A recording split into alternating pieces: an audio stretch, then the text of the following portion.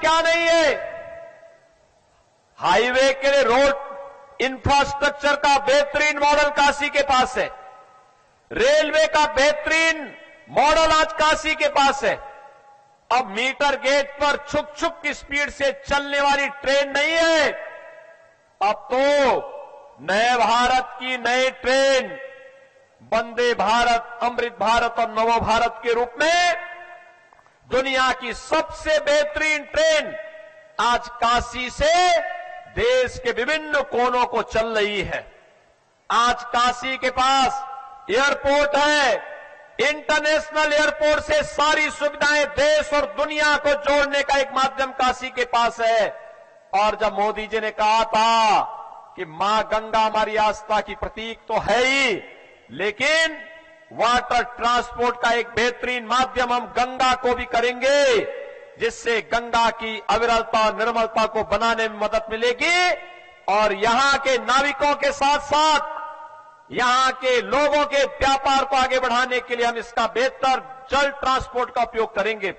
लोग हंसते थे, लेकिन बहनों और भाइयों आज ये साकार हुआ है। मल्टीमोडल टर्मिनल हब के रूप में काशी का विकसित होना, यहां पर तमाम प्रकार की उन सुविधाओं को आगे बढ़ाना। और गत वर्ष ही आपने देखा होगा, यहां काशी से लेकर के हल्दिया होते हुए जिस प्रकार के दुनिया के सबसे बड़े क्रूज का संचालन काशी से हुआ है, दुनिया विभूत थी कि काशी अब इन सभी गतिविधियों का केंद्र बन चुका है। अब तो रोपवे का निर्माण हो रहा है। कैंट स्टेशन से बाबा विश्वनाथ धाम तक पहुंचने के लिए कुछ ही मिनटों की दूरी में रोपवे का कार्य जब इस वर्ष के अंत तक पूरा हो जाएगा तो इस दूरी को हम बहुत आसानी से तय कर लेंगे। एक नई काशी। और बहनों और भाइयों, इस नई काशी के साथ साथ जब काशी नव्य और दिव्य काशी के रूप में दिखती है तो नव्य और दिव्य काशी नए उत्तर प्रदेश को जन्म भी देती है। काशी ने मोदी जी को चुना।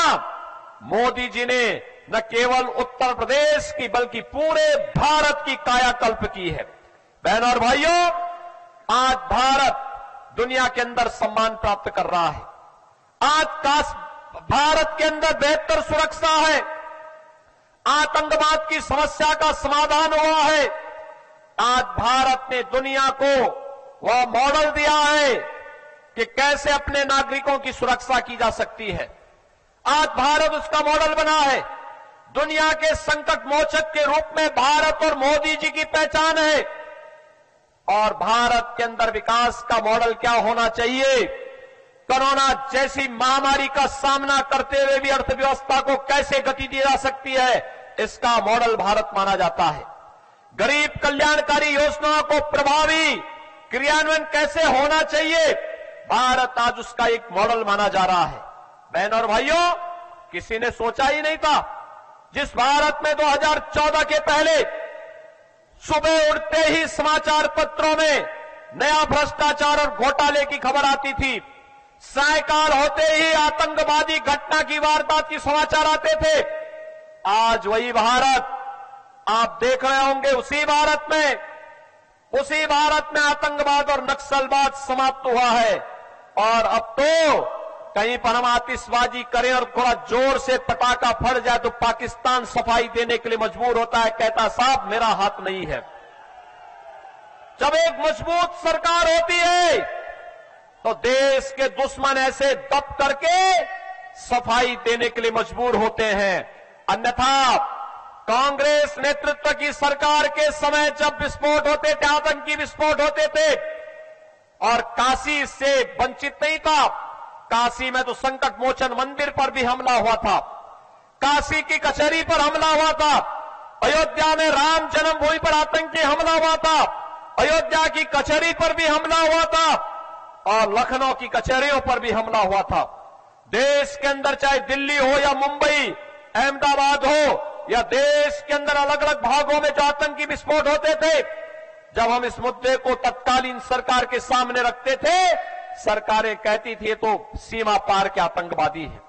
बहनों और भाइयों, आज सीमा पार के आतंकी समाप्त। अब तो डॉन जैसा अब तो यूके का जो सबसे प्रतिष्ठित समाचार पत्र है वह भी लिखता है कि पिछले 3 वर्ष के अंदर पाकिस्तान के अंदर जो वहां के सबसे दुर्दांत 2 दर्जन से अधिक आतंकवादी थे, एक एक करके मार दिए गए।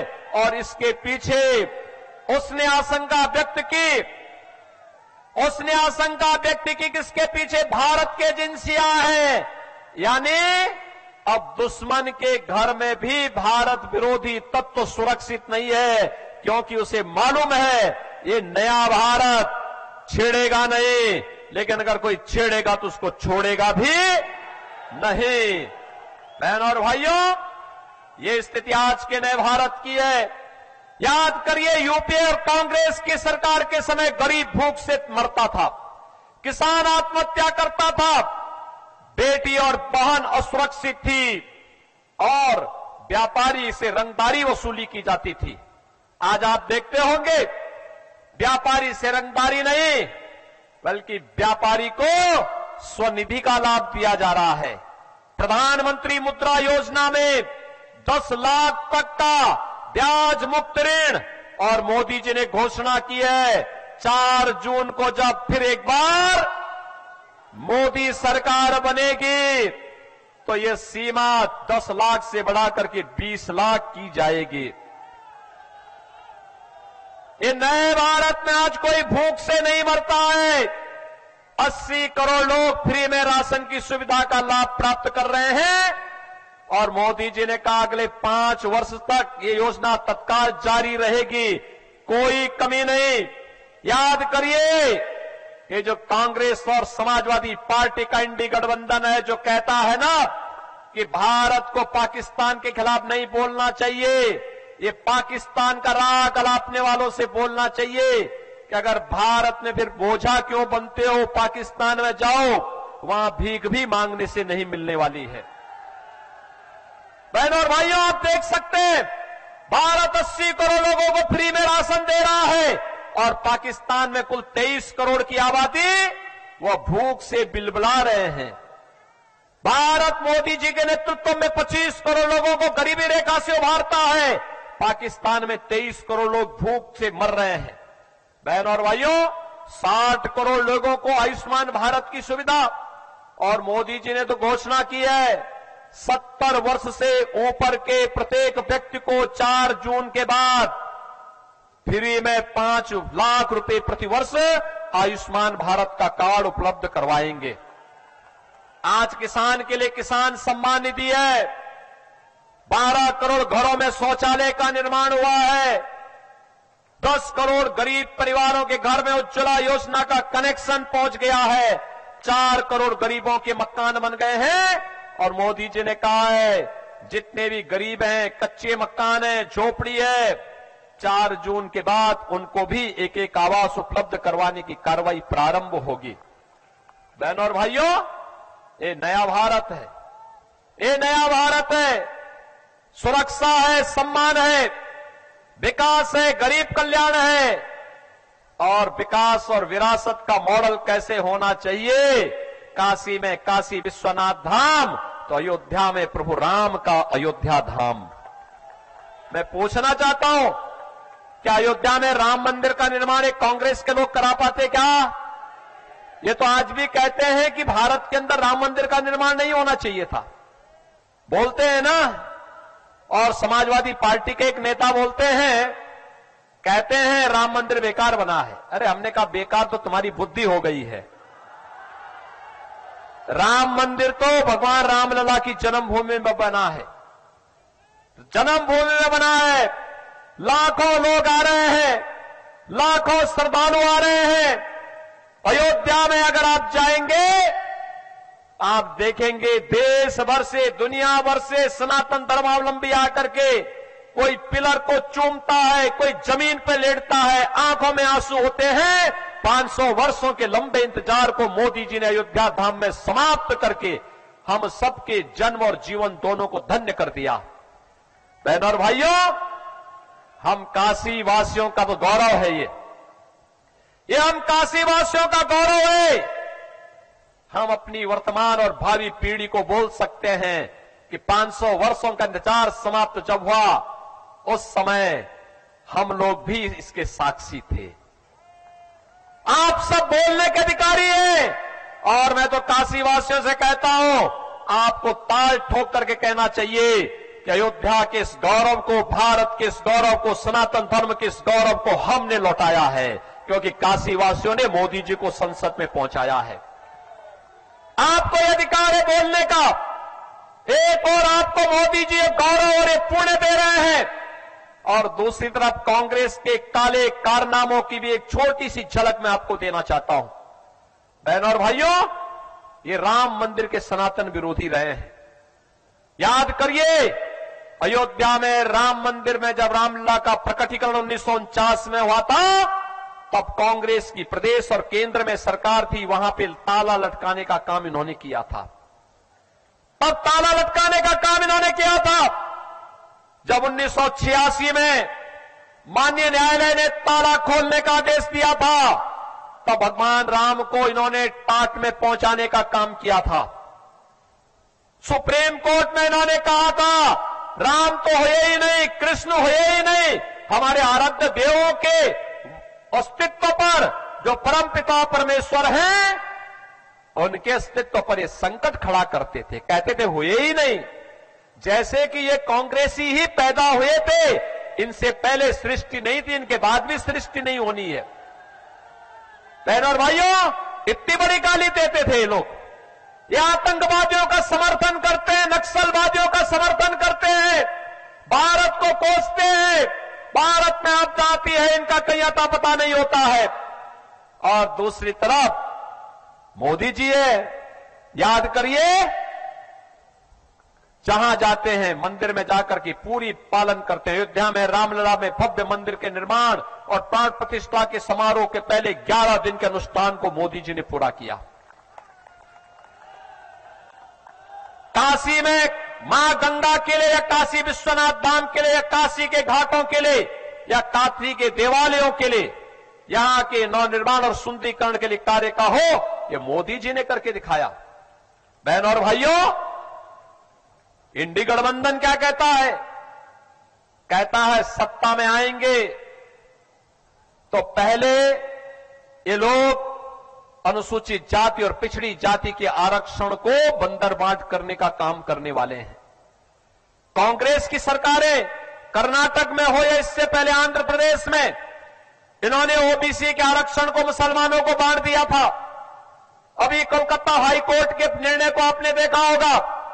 कोलकाता हाईकोर्ट ने कांग्रेस के इंडी गठबंधन के एक महत्वपूर्ण घटक टीएमसी के 2010 के उस फैसले को पलटा है, जिसमें उसने 118 मुस्लिम जातियों को ओबीसी का आरक्षण बांट दिया था। कोर्ट ने कहा कि नहीं, ये असंवैधानिक है, और मोदी जी ने भी घोषणा की है कि जब तक मोदी है तब तक एससी, एसटी और ओबीसी के आरक्षण पर कोई डकैती नहीं डाल पाएगा। हम कांग्रेस और समाजवादी पार्टी को इस डकैती डालने की छूट नहीं देंगे। बहनों और भाइयों, बाबा साहब भीमराव अंबेडकर को सही मायने में किसी ने सम्मान दिया है, ये मोदी जी ने दिया है। आप याद करिए,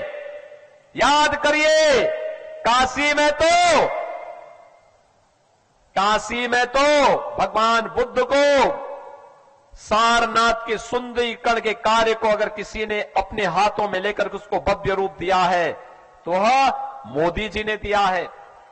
संत कबीर नगर के लहरतारा को एक स्वरूप, भव्य स्वरूप देने का काम किया है, ये मोदी जी ने किया है।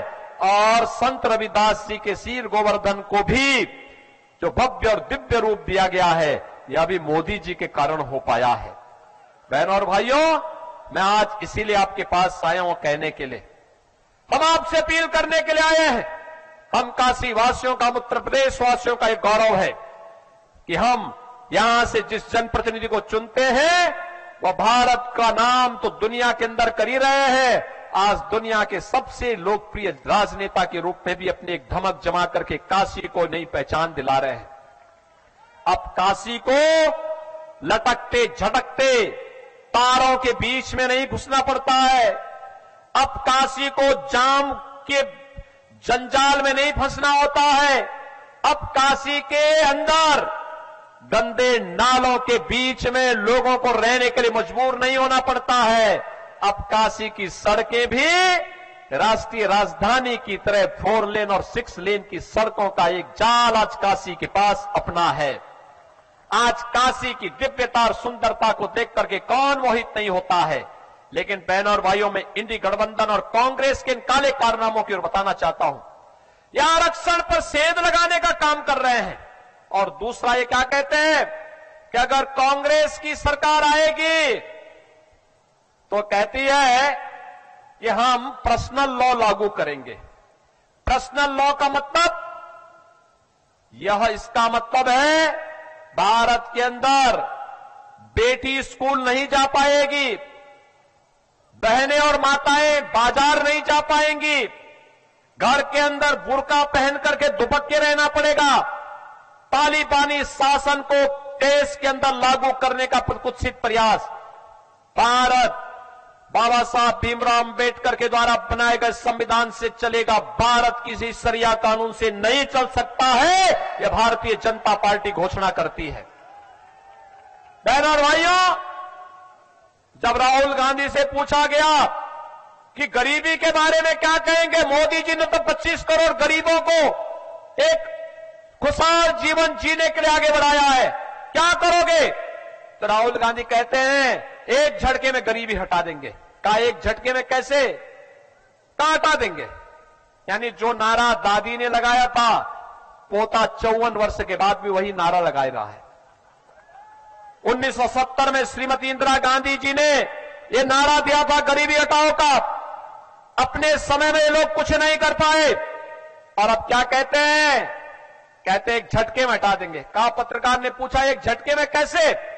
तो राहुल गांधी कहते हैं हम प्रॉपर्टी का सर्वे करवाएंगे, हर नागरिक की प्रॉपर्टी का सर्वे, फिर उसमें एक विरासत टैक्स लगाएंगे, फिर विरासत टैक्स में आधी प्रॉपर्टी उनकी ले लेंगे और प्रॉपर्टी लेने के बाद फिर उसको पाकिस्तान, बांग्लादेश और अफगानिस्तान से आए हुए घुसपैठियों में बांट देंगे।